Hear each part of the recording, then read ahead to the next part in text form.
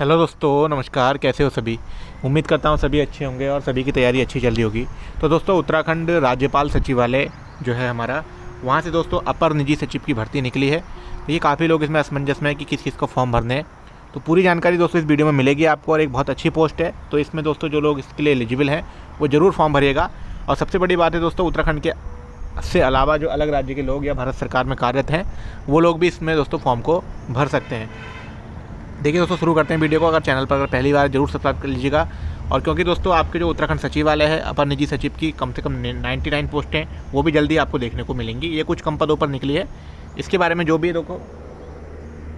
देखिए, ये आपकी निकली है राज्यपाल सचिवालय उत्तराखंड देहरादून से। 24 जून को दोस्तों विज्ञापन प्रकाशित हो चुका है। इसकी लास्ट डेट वगैरह क्या है और क्वालिफिकेशन क्या क्या रहने वाली है, देखिए। राज्यपाल सचिवालय उत्तराखंड देहरादून हेतु सृजित अपर निजी सचिव एडिशनल प्राइवेट सेक्रेटरी के निम्नलिखित रिक्त पदों पर सेवा स्थानांतरण प्रतिनियुक्ति के माध्यम से। कहने का मतलब है दोस्तों, अगर आप किसी दूसरी जॉब में हैं तो दूसरी जॉब में जाना चाहते हैं तो उसको सेवा स्थानांतरण कहते हैं। प्रतिनियुक्ति के माध्यम से इच्छुक पात्र अभ्यर्थी जो भारत सरकार, ठीक है दोस्तों, भारत सरकार या राज्य सरकार के नियंत्रणाधीन राजकीय विभागों, निगमों तथा स्वायत्त शासी संस्थाओं में कार्यरत हों से निर्धारित प्रपत्र पर आवेदन आमंत्रित किए जाते हैं। कहने का मतलब है, जो लोग दोस्तों भारत सरकार, मतलब कि आप भारत सरकार में किसी भी विभाग में कार्यरत हैं, एसएससी के थ्रू लगे हैं या किसी अदर फोर्स में लगे हैं, किसी फोर्स के इससे लगे हैं, राज्य सरकार दोस्तों, राज्य सरकार जो आपकी ग्रुप सी की पोस्टें होती हैं उससे लगे हैं, या जो भी वैकेंसी से लगते हैं। नियंत्रणाधीन राजकीय विभाग जो आपके गवर्नमेंट के विभाग हैं, निगम जो निगम होते हैं दोस्तों, और स्वायत्त शासी संस्थाएं जैसे यूनिवर्सिटी होती हैं या कुछ चीज़ें जो इसके अंतर्गत आती हैं, निगम की तरह ही दोस्तों ये विभाग भी होते हैं। तो उनमें अगर आप कार्यरत हैं तो इस भर्ती में आप लोग अप्लाई कर सकते हैं। इसकी क्वालिफिकेशन है, देखिए, पद का नाम है अपर निजी सचिव। पोस्ट है मात्र आपकी 4, लेकिन दमदार पोस्ट है दोस्तों अपने आप में। देखिए, अभी तक उत्तराखंड में जितनी भी एपीएस की पोस्ट हैं 4800 ग्रेड पेपर ही हैं, उत्तराखंड सचिवालय की हों या लोक सेवा आयोग की हों या राजस्व परिषद की हों, और अधिक कुछ यूनिवर्सिटी में भी पद हैं। तो अपर निजी सचिव का दोस्तों अभी 4800 ग्रेड पे ही है, ठीक है। लेवल 8 होता है। इसकी जो क्वालिफिकेशन है, देखिए, सबसे पहला होना चाहिए आपके पास अपर निजी सचिव समतुल्य पद पर 3 वर्ष का कार्य अनुभव। अगर आप एपीएस हैं सचिवालय में या लोक सेवा आयोग में या किसी अन्य विभाग में एपीएस हैं और आप अपर निजी सचिव एपीएस बनना चाहते हैं राज्यपाल सचिवालय में, तो आप इसको भर सकते हैं, ठीक है। और आपको 3 वर्ष का उस पद पर आपको कार्य अनुभव होना चाहिए। कहने का मतलब आपकी सेवा जो है लगातार 3 वर्ष की होनी चाहिए। उसके बाद दोस्तों ये है जो सबसे बेनिफिट है, नीचे लिखा है अथवा, ये कंडीशन 1 है दोस्तों। कंडीशन 2 है, या तो आप व्यक्तिक सहायक होंगे दोस्तों। व्यक्तिक सहायक आपके उत्तराखंड में जो पद का नाम है वो व्यक्तिक सहायक है, पीए, पर्सनल असिस्टेंट, ठीक है। और अगर आप यूपी से होंगे तो वहाँ पर आपको स्टेनो होगा या आशुलिपिक होगा, ठीक है। और अगर आप एसएससी से लगे हैं भारत सरकार में तो स्टेनोग्राफर होता है। स्टेनोग्राफर ग्रेड 1, ग्रेड 2 या ग्रेड 3 होता है। फोर्सों में लगे हैं, बीएसएफ, सीआरपीएफ, सीआईएसएफ में अगर आप स्टेनो हैं तो वहाँ पर दोस्तों आशुलिपिक ही पद का नाम होता है, ठीक है। तो आप लोग हैं तो 5 वर्ष की सेवा का अनुभव, तो आपकी जो लगातार सेवा है वो 5 वर्ष की होनी चाहिए। कहने का मतलब, जैसे प्रमोशन के लिए 5 वर्ष की एसीआर मांगी जाती है, वैसे ही 5 वर्ष से दोस्तों यहाँ पर आपको कंप्लीट होने चाहिए। उसकी सत्यनिष्ठा वगैरह इसमें आपको देनी पड़ेगी, वो मैं अभी लास्ट में बता दूंगा। उक्त पद धारक को हिंदी एवं अंग्रेजी आशुलिपि टंकण का अच्छा ज्ञान होना अनिवार्य है। तो दोस्तों यहाँ पे आपको हिंदी की शॉर्ट हैंड और अंग्रेजी की शॉर्ट हैंड का ज्ञान इन्होंने मांगा है। बाकी अगर आप हिंदी की भी जानते हैं तो भी यहाँ पर एवं लिखा है, तो एवं का मतलब शायद दोनों मांगे या एक मांगे, लेकिन अगर आप हिंदी की भी जानते हैं तो आप लोग भर लीजिएगा। बाकी वो बाद में क्लियर हो जाएगा कि दोनों में करवाते हैं, एक में करवाते हैं। और उसी के साथ साथ दोस्तों हिंदी की शॉर्ट हैंड जो है इसमें 80 शब्द प्रति मिनट होगी, ठीक है, क्योंकि इसकी जो वो है इसमें तो इन्होंने खोला नहीं है, लेकिन इतनी रहती है। और जो टाइपिंग स्पीड है दोस्तों वो आपकी 9000 स्पीड रहती है, ठीक है। 9000 की डिप्रेशन, कहने का मतलब 30 प्लस आपकी स्पीड होनी चाहिए अपनी, तो आप इसको भर सकते हैं। व्यक्तिक सहायक उत्तराखंड में जितने लोग हैं जरूर भरिएगा जिनको 5 वर्ष हो चुके हैं। अगर आप व्यक्तिक सहायक हैं या वरिष्ठ व्यक्तिक सहायक हैं या व्यक्तिक अधिकारी हैं, किसी भी पद पर हैं, तो आप इसमें अप्लाई कर सकते हैं। उत्तर प्रदेश हो, इसमें राज्य सरकार सब क्लियर कर रखा है इन्होंने कि राज्य सरकार, भारत सरकार राज्य सरकार के नियंत्रणाधीन, ठीक है। तब यहाँ पर उत्तराखंड राज्य सरकार नहीं लिखा, और इसी से क्लियर हो रहा है कि आप किसी भी विभाग में कार्यरत हैं तो आप इसको भर सकते हैं। देखिए, निर्धारित आवेदन पत्र विवरण उल्लिखित हो और 10 दिनों के अंदर। तो इसकी लास्ट डेट मैं आपको इसकी ऑफिशियल वेबसाइट से दिखा दूंगा जहाँ से ये डाउनलोड मैंने विज्ञापन किया है, ठीक है। और ये आपको इसकी वेबसाइट से भी मिल जाएगा। बाकी बहुत सारी चीज़ें मैं आपको इसमें समझा देता हूँ। देखिए, ये आपका फॉर्म है जो आपको भेजना है और फॉर्म जो भेजना है, देखिए पहले फॉर्म के बारे में देख लेते हैं।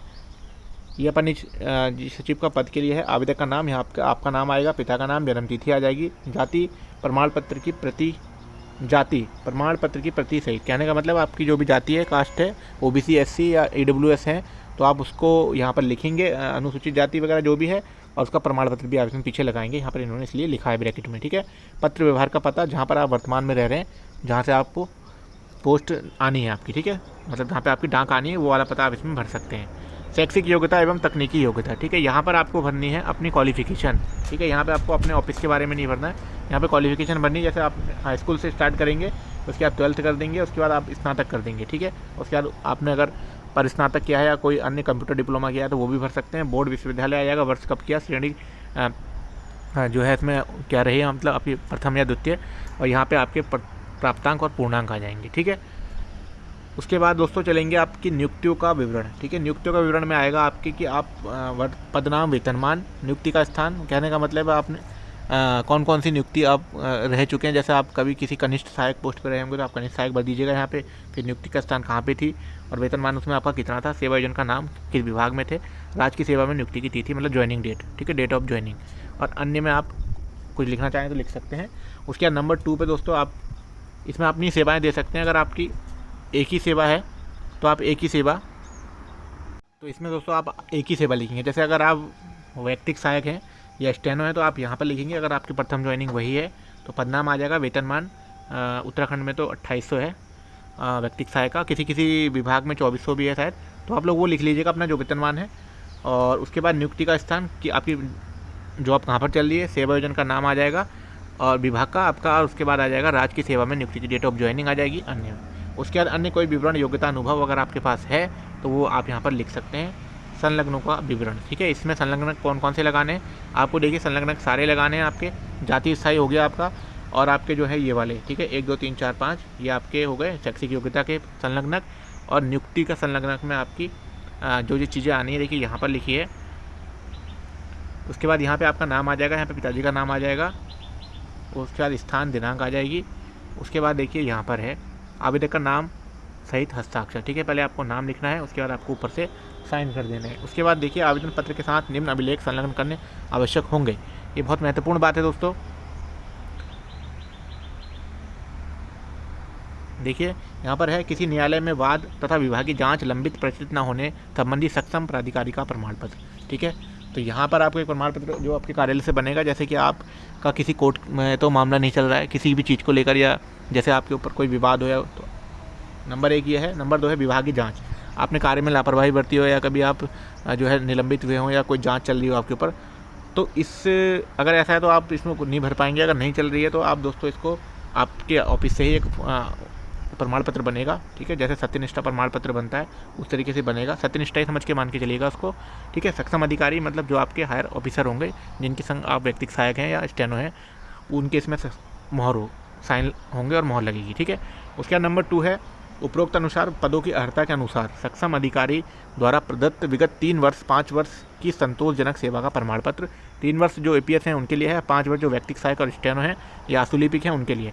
संतोषजनक सेवा का प्रमाण पत्र वही होता है दोस्तों सत्यनिष्ठा, ठीक है। कहने का मतलब जैसे प्रमोशन के लिए आपकी ACR मांगते हैं तो यहाँ पर संतोषजनक सेवा का प्रमाण पत्र कोई आप फॉर्मेट देख लीजिएगा, उसमें लिखा रहता है सत्यनिष्ठा का प्रमाण पत्र है। आप लोग जो कि स्टेनो वाले भरेंगे वो सब जानते हैं, उन्हीं का चार्ज ऑर्डर होता है। तो ऐसा एक प्रमाण पत्र बनेगा और जिसमें कि आपके अधिकारी के साइन होंगे। विभागीय अनापत्ति, जो कि आपको NOC लेनी पड़ेगी अपने विभाग से दूसरे विभाग में जाने के लिए। तो दोस्तों ये सारी चीज़ें हैं, ठीक है। और ये जो PDF है मैं आपको बता देता हूँ कहाँ से मिलेगी। इसको डाउनलोड करने के लिए दोस्तों आप जो है आप गूगल क्रोम पे जा सकते हैं और यहाँ पर आप सर्च करेंगे।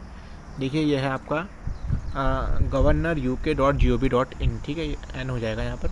इसको जैसे ही आप सर्च करते हैं तो आपके सामने जो फर्स्ट वाली साइट खुलेगी इस पर आप इसको क्लिक कर लीजिएगा।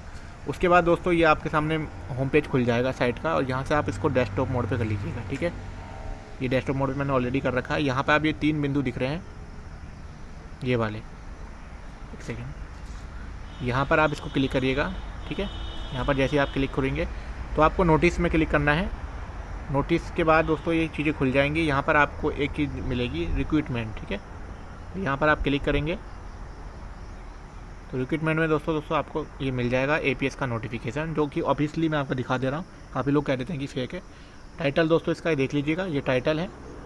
एप्लीकेशन ये जो मैंने अभी आपको PDF दिखाया वो यहाँ से डाउनलोड कर सकते हैं। 25 आपकी स्टार्टिंग डेट थी और 5 जुलाई दोस्तों आपकी लास्ट डेट है। कहने का मतलब आज ये वीडियो में शायद 27 जून है बना रहा हूँ, तो आप 5 तारीख तक इसको भर सकते हैं। और ज़रूर भरिएगा दोस्तों, अगर आपको टाइपिंग और स्टेनोग्राफी अभी भी आती है तो एक अच्छा मौका है 48 ग्रेड पे जाने का। बाकी उत्तराखंड वालों के लिए ये जो पोस्टें आएंगी वो 99 पोस्टें उत्तराखंड सचिवालय और लोक सेवा आयोग की 3 पोस्टें हैं, शायद 4 पोस्टें वो आने वाली हैं, जल्दी आपको देखने को मिलेंगी।